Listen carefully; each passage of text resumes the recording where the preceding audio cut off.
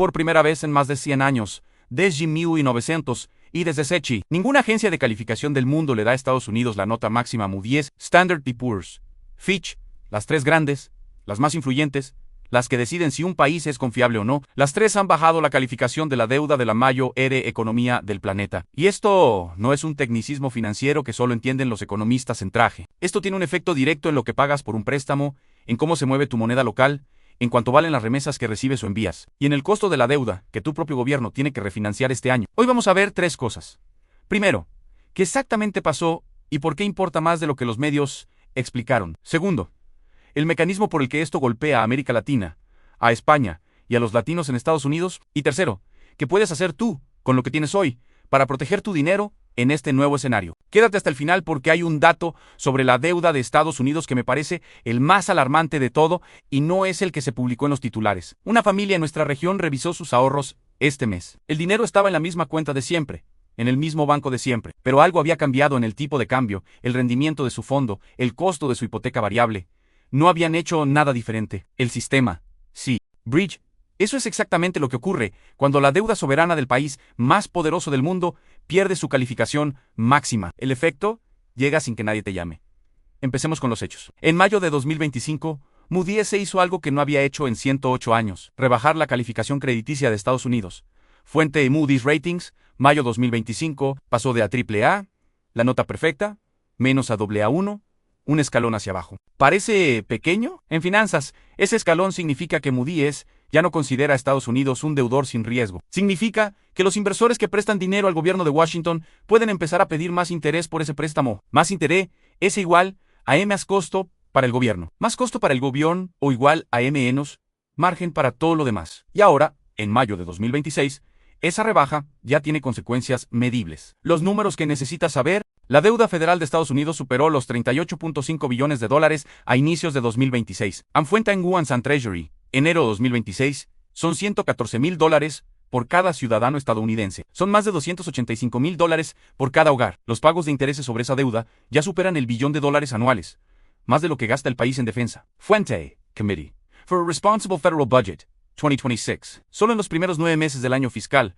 el Tesoro pagó $104,000 millones en intereses, $11,000 millones por semana. Pero, hey mais, el proyecto de ley conocido como One Big, Beautiful Bill, la gran reforma fiscal de Trump, añade, según el CB, otros 4.7 billones en déficit acumulado durante la próxima década. Fuente, Congressional Budget Office, 2026. Y la proyección de Brookings Institution es que, si todas las medidas se vuelven permanentes, la deuda pública de Estados Unidos podría llegar al 211% del PIB en 2056. Fuenchi, Brookings, Marzu, 2026. Hoy está en torno al 100% del PBA. Es decir, el doble para finales de tu vida laboral. Sé lo que estás pensando. Esto es un problema de Estados Unidos. ¿Por qué debería importarme a mí? Esa es exactamente la pregunta correcta. Y la respuesta es la que los medios raramente explican bien.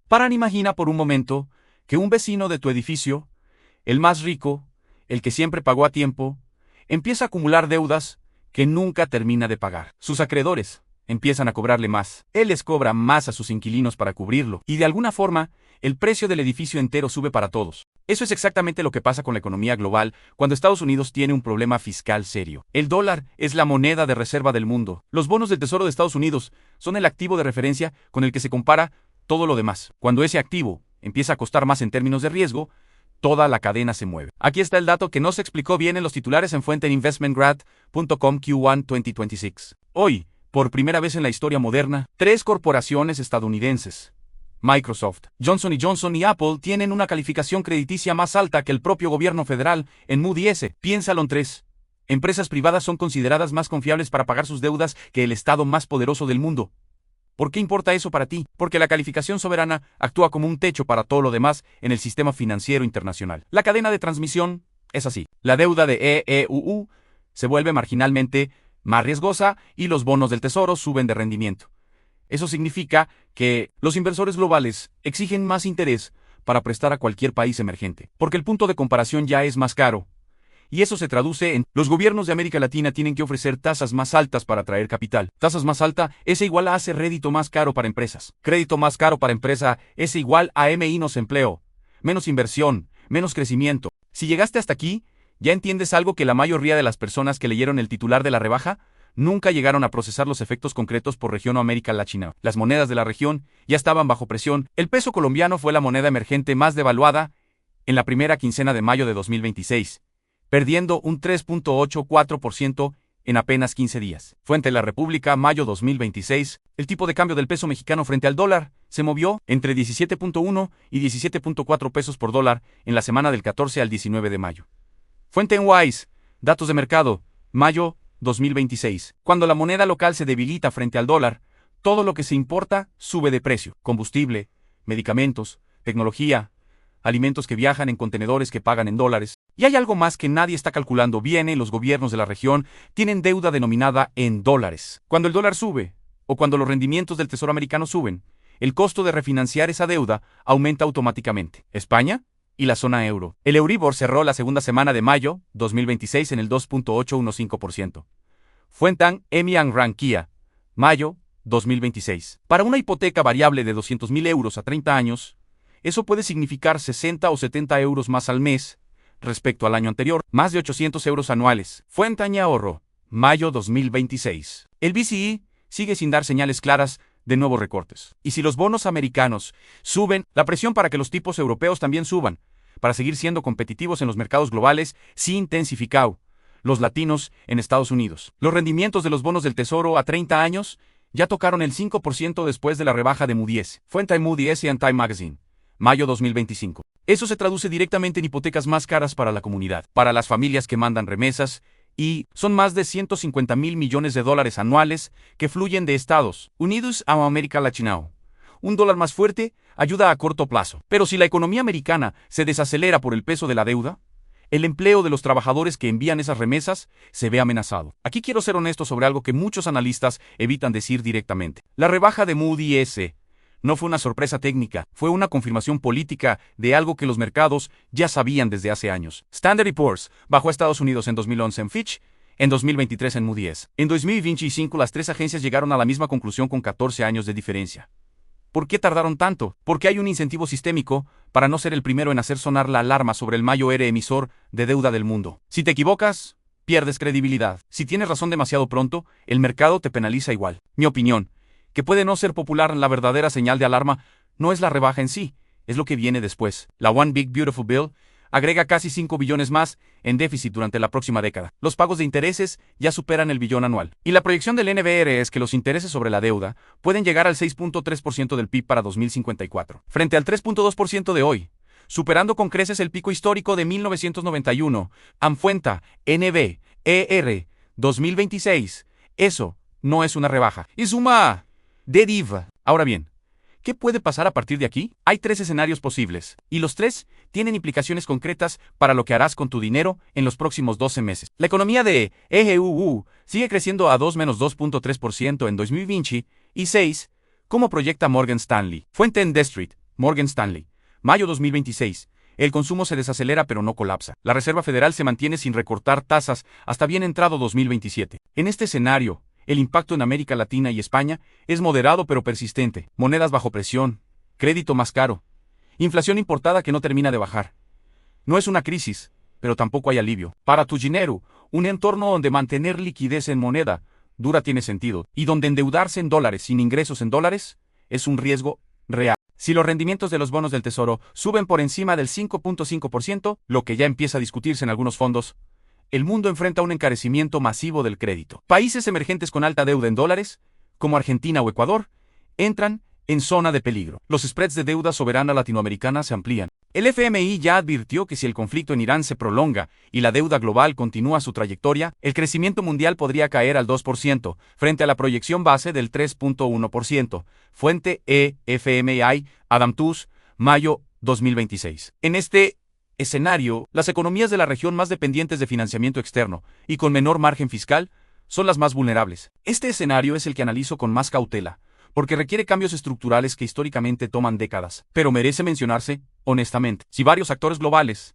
China, los países del BRICS, algunos fondos soberanos, deciden reducir su exposición a bonos del Tesoro americano, de forma coordinada, el dólar como moneda de reserva enfrenta su mayor desafío desde Bretton Woods. Para América Latina, eso sería paradójico a corto plazo, mucho más dolor por la volatilidad. A largo plazo, una oportunidad para diversificar reservas, negociar en monedas locales y reducir la dependencia estructural del dólar. ¿Es probable en los próximos 2-3 años? No. ¿Es posible en los próximos 10? Más de lo que la mayoría de economistas mainstream admite. Entonces, ¿qué puedes hacer tú? Porque no vine aquí a dejarte con el miedo. Vine a darte herramientas. Antes de las acciones concretas. El dato que prometí al principio, el que me parece más importante, y que los titulares no enfatizaron. Hoy existen solo 8 países en el mundo que mantienen la calificación AA a de las 3 agencias simultáneamente: Alemania, Países Bajos, Australia, Suiza, Dinamarca, Suecia, Noruega y Singapur. Fuente AMBI Investments. Mayo 2025. Estados Unidos ya no está en ese grupo. Lo que significa que si buscas activos del tesoro con la máxima calificación posible, necesitas mirar más allá del dólar. Eso no es apocalipsis. Es diversificación obligatoria. Acciones concretas, aplicables, en cualquier parte de nuestra región. 1. Revisa tu exposición a tasas variables. Si tienes deuda hipotecaria o empresarial a tasa variable, ya sea referenciada al Euribor o a tasas locales vinculadas a bonos americanos, evalúa si puedes pasar a tasa fija, mientras los tipos se mantengan en estos niveles. El Euribor está en 2.815% en mayo 2026. No es el máximo histórico, pero tampoco hay certeza de que baje pronto. Fuente AMBI. Mayo 2026. 2. Diversifica en qué moneda guardas tus ahorros. No se trata de dolarizar todo, ni de desdolarizar todo. Se trata de no estar 100% expuesto a una sola moneda cuando el sistema global está en reacomodo. Una parte en moneda local, una parte en activos internacionales diversificados, fondos indexados, bonos de países con calificación A. Es una estrategia razonable y accesible para la mayoría. 3. Si envías o recibes remesas, presta atención al timing. El tipo de cambio en mayo 2026 tiene mucha volatilidad. Cambiar divisas en momentos de alta volatilidad puede costarte o ganarte un 2-4% adicional sobre el monto que envías o recibes. Herramientas como alertas de tipo de cambio te permiten actuar cuando el mercado está más favorable. 4. Reduce deuda en dólares si tus ingresos son en moneda local. Este es el consejo que más se ignora y el que más protege. Una deuda en dólares con ingresos en pesos, soles, reales o euros es una apuesta implícita sobre el tipo de cambio. En un entorno de incertidumbre sobre el dólar, esa apuesta tiene más riesgo del que parece. 5. Sigue el debate fiscal en Washington con atención. El presupuesto de EEUU para los próximos 10 años determinará si esta crisis fiscal se contiene o se escala. Decisiones concretas sobre la One Big Beautiful Bill, sobre el techo de deuda y sobre si la Reserva Federal sigue independiente o no, tendrán impacto directo en los mercados de toda la región. Estar informado es, en sí mismo, una forma de proteger tu patrimonio. Estoy convencido de que la mayor amenaza para nuestras finanzas personales en los próximos años no va a venir de una crisis repentina y obvia, va a venir de algo mucho más insidioso en el costo de oportunidad de no haber ajustado nuestra estrategia a tiempo, mientras los cambios estructurales se producían despacio. Lo que vimos hoy es esto. En la primera vez, en más de un siglo, que las 3 agencias de calificación más importantes del mundo coinciden en que Estados Unidos no merece la nota máxima de solvencia. No es el fin del dólar, no es el colapso de la economía americana, pero sí es el principio de un reajuste global que va a durar años y que va a afectar los tipos de cambio, el costo del crédito, las pensiones y los precios de toda nuestra región. La pregunta que quiero dejarte no es ¿cuándo va a explotar esto?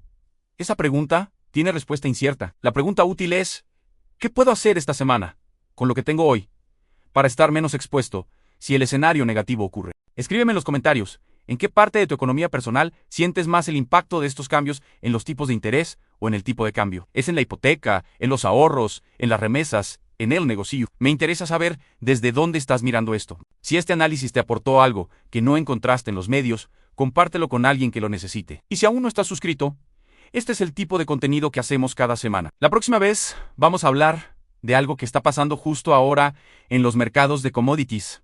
Algo que tiene que ver con un recurso que usas todos los días y que muy poca gente sabe que hay una guerra silenciosa por él en este momento. Nos vemos.